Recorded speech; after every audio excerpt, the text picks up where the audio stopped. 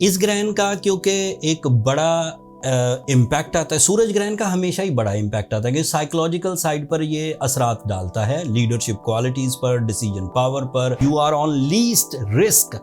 सूरज की वजह से जो कॉम्प्लिकेशंस आ सकती हैं वो बड़ी हद तक मरकरी से रिपेयर हो जाएंगी। आपके प्लान एक्यूरेट होंगे, आपकी कंसंट्रेशन हाई होगी। 12 साल बाद जुपिटर जिस लेवल पर आया था, अब ये वो आखिरी हफ्ता है जब वो आपके कैरियर को सपोर्ट कर रहा है, जब वो आपको लकी फैक्टर जनरेट करके दे रहा है।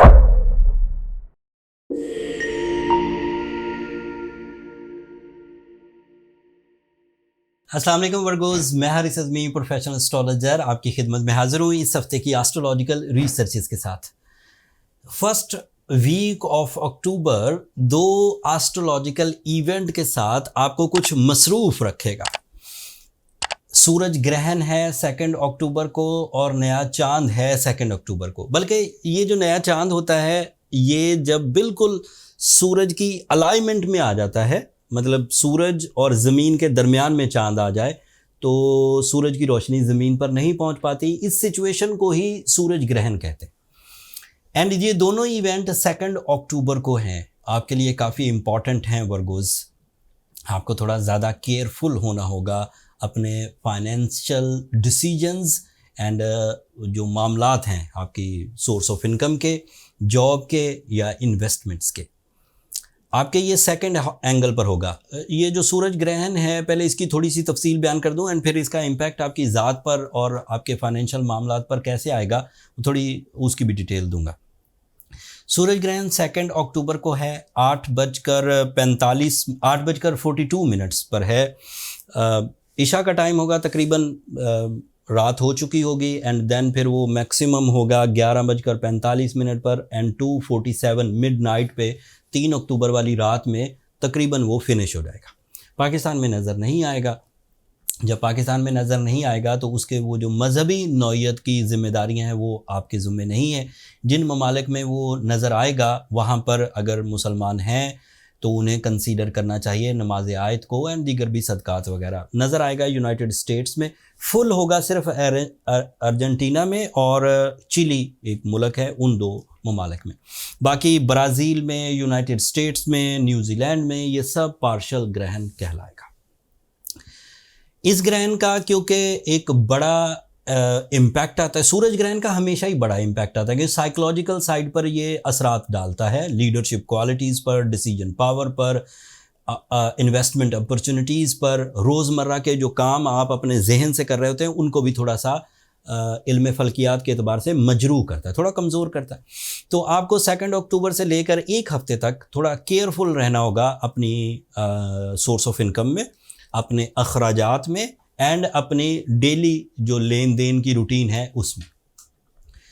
बहुत डिज़ास्टरिंग नहीं है, ऐसा सोच के परेशान मत होइए कि बहुत तबाही आ जाएगी, जैसा कि अमूमी तौर पर सोशल मीडिया में खूनी ग्रहण और दुनिया बदल जाएगी और दुनिया में अंधेरा हो जाएगा। ऐसी कोई सीन नहीं है। जनरल से इम्पैक्ट्स हैं, लेकिन क्योंकि हमारे डेली मामलात इम्पॉर्टेंट हैं, मनी मेकिंग से या फाइनेंशियल साइड से रिलेटेड हैं, इसलिए केयरफुल होना ज़रूरी है। बट जो पॉजिटिव साइड्स हैं वो बहुत पॉजिटिव हैं। जैसे मरकरी भी आपके सेकंड एंगल पर ही है, तो that is a positive sign for you. You are on least risk.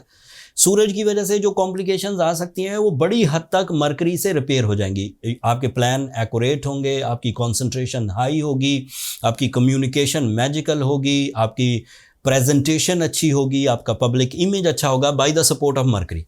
But solar eclipse उसमें थोड़ी ज़ोफ पैदा करेगा, थोड़ी सेंसिटिविटी पैदा करेगा, मरकरी उसे कवर करेगा। लेकिन सूरज ज़रा ज़्यादा बड़ा है, उसके नेगेटिव इम्पैक्ट थोड़े ज़्यादा होंगे, मरकरी की पॉजिटिविटी ज़रा कम होगी, तो आपको 10-15% ज़रा ज़्यादा केयरफुल रहना होगा।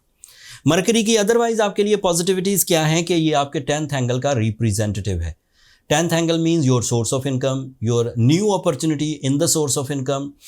बेरोज़गार वर्गोज़ अपने सोर्स ऑफ इनकम के लिए अगर कोई डिसीजन लेना चाहें, कोई रोज़गार शुरू करने के लिए सेल्फ एम्प्लॉयमेंटशिप की तरफ जाएं या कोई जॉब ऑफर होती है तो इख्तियार करें, ग्रहण के असरात नहीं आएंगे। वीनस आपके 3rd एंगल पर है, that is ideal for your love life, that is ideal for your higher education, that is ideal for your emotions, for your caring concept, for your spiritual side, for your public connections. Venus is also responsible of your second angle. Second angle again आपकी financial investments, आपकी opportunities उसको support करेगा। तो सिर्फ सूरज and सिर्फ चांद जिस तरह के डैमेज कर सकता था उसको वीनस भी कवर कर रहा है, उसे मरकरी भी कवर कर रहा है, ज़्यादातर चीज़ें कवर हो जाएंगी। बट हायर लेवल के डिसीजन मेकर्स लाइक हुकूमती सतह पर या स्टेक होल्डर्स या जिन्होंने 100-200 लोगों के ग्रुप ऑफ पीपल के लिए रोज़ डिसीजंस लेने होते हैं, उन्हें ज़रा ज़्यादा केयरफुल होना चाहिए। जो डेली रूटीन के लोग हैं, जो डेली एक ही तरह के काम करते हैं, जिनका फैमिली लाइफ स्ट्रॉन्ग है, फैमिली में उनकी सोल बॉन्डिंग बड़ी स्ट्रॉन्ग है, ब्लड रिलेशंस के साथ उनके ताल्लुकात बहुत अच्छे हैं, उनके लिए कोई ज़्यादा प्रॉब्लम आएगी नहीं। फिर भी कोई प्रॉब्लम आए तो वीडियो के एंड पर मैं रेमेडी ज़रूर बयान कर दूंगा, आप उसे इख्तियार करेंगे तो सोलर एक्लिप्स की जो नेगेटिविटीज़ हैं उससे भी बच जाएंगे। आपके लिए जुपिटर आपके 10th एंगल पर है, ये उसका आखिरी हफ्ता है।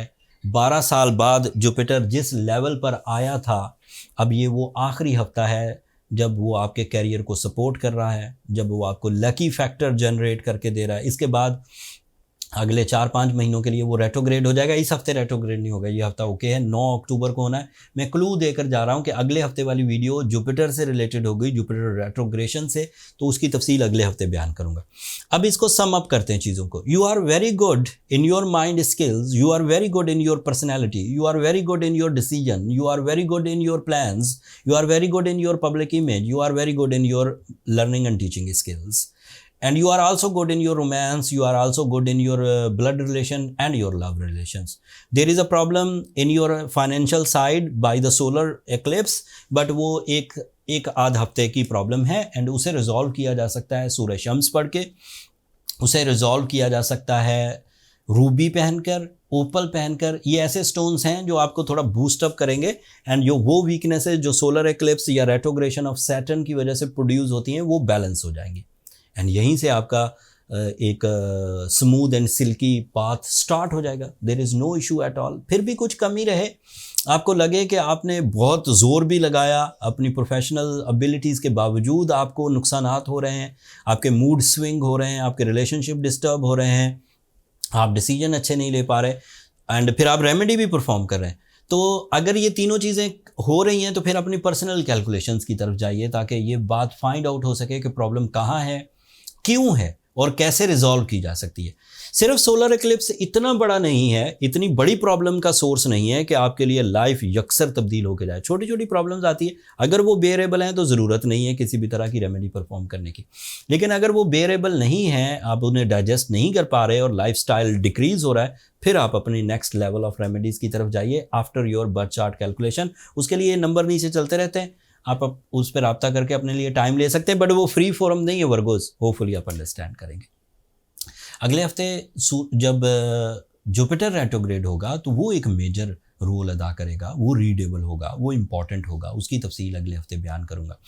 अब ये इस हफ्ते की इन्फॉर्मेशन थी, मैंने बहुत थोड़े से टाइम में बहुत सारी इन्फॉर्मेशन आपकी खिदमत में पेश की। फिर भी कुछ कमी रह गई हो तो कमेंट्स में इजहार कर दीजिएगा, मैं वहीं पर उसका जवाब दे दूंगा। अब आखिर पर मेरी 2 दरख्वास्तें, अपनी दुआओं में मुझे और मेरी टीम को ज़रूर याद रखिएगा वर्गोस, एंड चैनल को ज़रूर सब्सक्राइब कर लीजिएगा। आपकी सब्सक्रिप्शन मेरी हौसला अफजाई की वजह बनती है। अगले हफ्ते तक के लिए इजाज़त दीजिए, अल्लाह के बाद।